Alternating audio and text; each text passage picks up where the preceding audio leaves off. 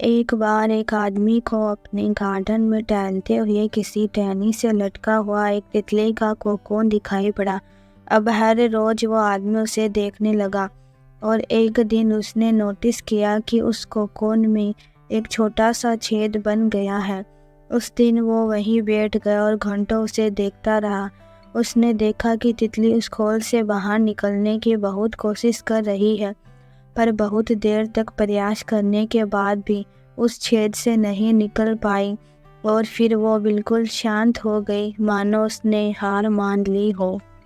اس لیے اس آدمی نے نشچے کیا کہ وہ اس تتلی کی مدد کرے گا۔ اس نے ایک کینچی اٹھائی اور کوکون کی اوپننگ کو اتنا بڑا کر دیا کہ وہ تتلی آسانی سے باہر نکل سکے، اور یہی ہوا۔ تتلی بنا کسی سنگھرش کے آسانی سے باہر نکل آئی، پر اس کا شریر سوجا ہوا تھا اور پنکھ سوکھے ہوئے تھے۔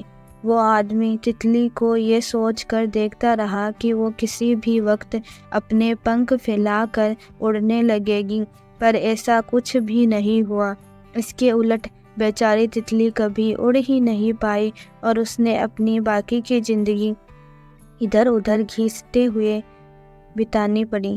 وہ آدمی اپنی دیا اور جلد بازی میں یہ نہیں سمجھ پایا کہ دراصل کوکون سے نکلنے کی پرکریا کو پرکرتی میں اتنا کٹھن اس لیے بنایا ہے تاکہ ایسا کرنے سے تتلی کے شریر میں موجود ترل اس کے پنکھوں میں پہنچ سکے اور وہ چھید سے باہر نکلتے ہی اڑ سکے۔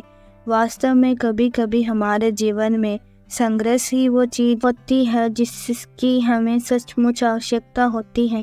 یدی ہم بنا کسی اسٹرگل کے سب کچھ پانے لگے تو ہم بھی ایک اپنگ کے سمان ہو جائیں گے۔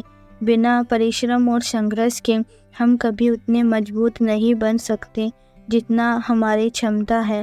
اس لیے جیون میں آنے والے کٹھن پلوں کو سکاراتمک درشٹیکون سے دیکھیں، وہ آپ کو کچھ ایسا سکھا جائیں گے جو آپ کی زندگی کی اڑان کو پاسبل بنا پائیں گے۔